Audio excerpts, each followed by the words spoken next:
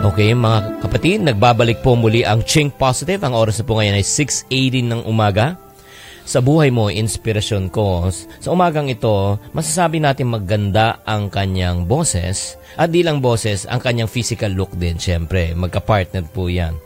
Pero lalong masasabi rin natin na magaling kanyang boses dahil sa tinig na nagagawa niya ng iba't ibang mga tao. Hindi lang po sa kanyang tinig.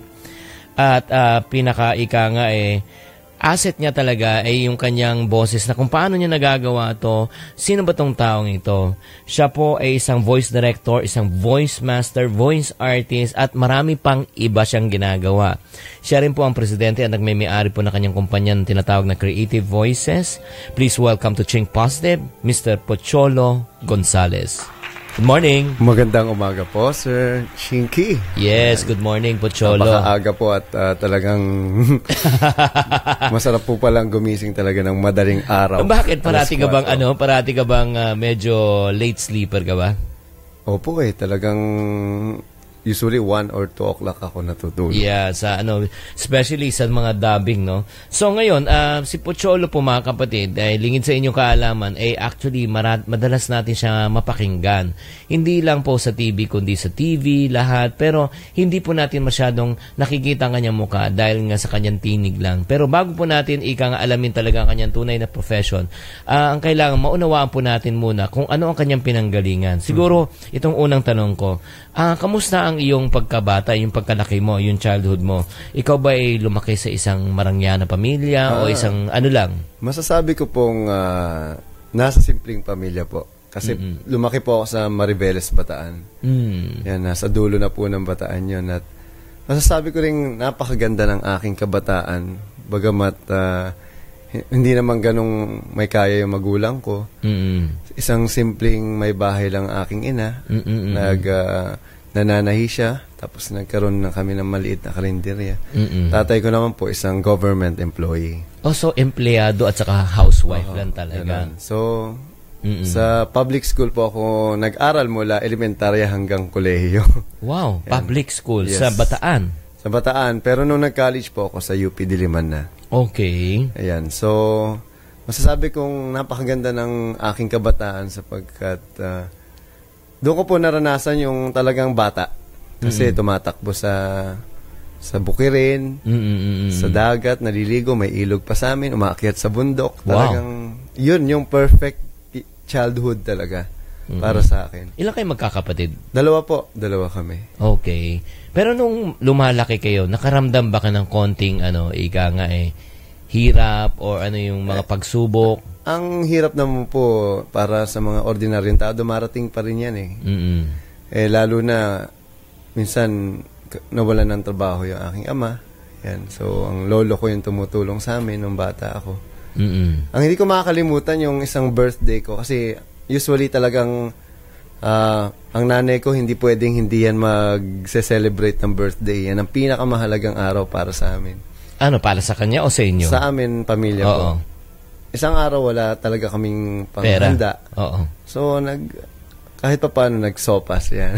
Okay. Pero masaya pa rin.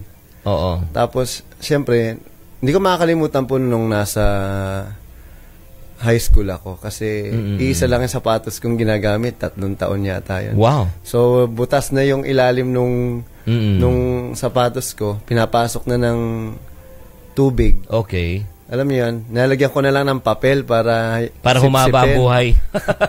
Yun. Tapos, tuwing tanghali, kasi 10 piso lang yung baon ko. Sama na dun yung pamasahe.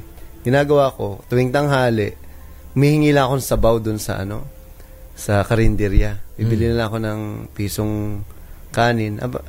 Nakakatipid ako at binigay ko yung mga naipon ko sa akin nanay nung nag-graduate ako. Ilang taong ka nun nung ginagawa mo yun? Mga 12. Wow. 12 hanggang 15 kasi graduate na po ako ng high school, 15 years old ako. Wow. So talagang medyo kapos at mahirap talaga yung buhay nung panahon na yun. Mahirap po talaga kasi pero hindi mo naman masasabing sobrang hirap. Oo. Tama lang. Kasi sa probinsya po hindi mo kailangan ng pera. Totoo. Diba? Yung ika nga, dapat masipag ka lang, Saka may tanim ka, mabubuhay ka dyan. Totoo. Kaya pansinin nyo yung mga payak na buhay ng mga nasa probinsya, okay na sila dun eh. Oo, hanggang tama, tumanda tama. sila. Wala kang trabaho, magtaka ka, paano nabubuhay? Oo, kasi may tanim naman lahat. May tanim, may inaalaga ang mga manok or baboy, gano'n. So, yun nga, nung lumalaki ka, dumadaan ka doon sa ika nga, medyo kakapusan, ikaw ba nangarap na pagdating ng panahon, hindi maging ganun buhay? O ikaw nangarap na, hindi, okay na ako dito? Nako, sa totoo lang po, 3 lang ang pangarap ko noon, sir. Magkaroon ng bike, bola, at ng computer. Hindi ko makakalimutan, sumulat ako kay Santa Claus. Sabi ko, Santa, kung totoo ka man, bigyan mo ako ng bola, ng bike, at ng computer. Okay. Yung uso pa nun yung green monitor. Sabi ko, maniwala kayo. Pati IBM, sinulatan ko. Manghihingi lang ako kasi I really love computers. So, puro basa lang ako. Hindi ko na-apply. Wow. So, nakahawak akong computer. Nagulat yung teacher ko. Kaya ko mag-program. Wow. Paano mo nagawa yun? Wala kang computer. Basa lang ng basa. Yun. So, hindi pala totoo si Santa Claus. So, sabi ko, hindi nakamit, hindi mo nakuha. Hindi, mga 10 taon po ako nun eh. Okay. Naniniwala pa rin ako kay Santa Claus. 7 to 10. Sabi ko, balang araw ka ako, ang una kong bibilhin, bola. Pag nagkapera ako. Okay. Tapos pangalawa, bike. Pangatlo, computer. Ang question, ikaw ba ay nagkapera? Ang pera po ay naniniwala ko darating yan kung may gagawin kang paraan. Kung kailangan magtanim ka talaga. Kung ano man yan. Yun po ay sa pamamagitan ng aking pag-aaral. Okay. Nagsipag po ako, nakapasok po ako. Sinuwerte ako sa halos sa ilang libong kumuha sa amin sa probinsya. Wala pa hong 100 ang pumasok sa amin. Sa UP. Sa UP. At salamat na lang at halos libre po ang aking tuition. Doon po nagsimula ang lahat. Okay. So, habang nag-aaral ako, sabi ko, hindi pwedeng magulang ko lang yung gagawa ng paraan para magkapera ako o padalan ako ng mga allowance. Kasi sigurado, hindi magiging regular yan eh. So, isang araw, nakarinig ako ng isang parang commercial sa radyo. Sabi niya, ikaw ba'y marunong kumanta? Ikaw ba'y marunong mag-voice acting? O mag-drama? Sali na sa radyo-radyo. Sabi ko, uy, parang kinakausap ako nito. Kasi hindi niya na itatanong. Dahil po nung bata ako ay wala kaming TV. Okay. Radyo lang po ang means of entertainment ko, sir. Okay. So, meron akong pinapakinggan isang radio drama. Wari lang. Sabi niya, isang gabi ng lagim. Tapos si Utoy at si Lolo Tasyo ay naligaw sa kagubat. Lolo, pasensya na po kayo ha. Kasi po, ang sarap po maglaro sa puno eh. Ay, naku, ano ba naman kasi Apo? Yan tuloy, ginabi tayo. Ay, naku, Apo, ano yun nakikita ko? Anong ginagawa nyo dito? Lolo Monster! Ayan. So, mga kapatid, by the way, isa lang pong tao yan. Sinapian lang po. Hindi. So, yun. Ginagaya ko siya. Ginagaya mo nung bata ka pa? Opo, unknowingly, nadidevelop yung voice acting skills ko. Wow. O kaya yung mga nunod akong batibot, yung magandang araw mga bata, ako pala si Kiko Maching. Ganyan. Tapos mga Sesame Street, yung my name is Elmo. Elmo wants to dance. Ganun. Cookie. Hanggang sa yung mga classmate ko natatawa sa akin. Saan yun? Sa college na? Elementary pa lang po. Oo. Tapos walang pwedeng humawak ng mikropono maliban sa akin. Bakit? Kasi parating binibigay sa'yo. Kasi, ikaw na. Kasi pag iba daw humawak, boring. Pag ako yung humawak, tawa lang ng tawa. Entertaining. Oo. Ganon. So, bata pa lang ako na-realize ko na may talento pala ako sa pagboboses. Okay. Tapos, di ba, yung nga, pumasok ka nga sa yun, sa UP, and then narinig mo nga yun. Oo. Sumali po ako sa competition at luckily, out of siguro mga 10,000 po na nag-apply, parang reality show yan eh. Parang sa radyo. Pinoy yan. Nung panahon na yon, ako po yung isa sa mga nanalo doon, sa mga nag-champion. Okay. Nung nanalo ka, ano naman ang nangyari? Paano naman nagbago ang buhay mo nun? Syempre po, habang nag-aaral ako, kasi kaya ka nga nag-aral ng communication, dahil gusto mong mapasok sa radyo.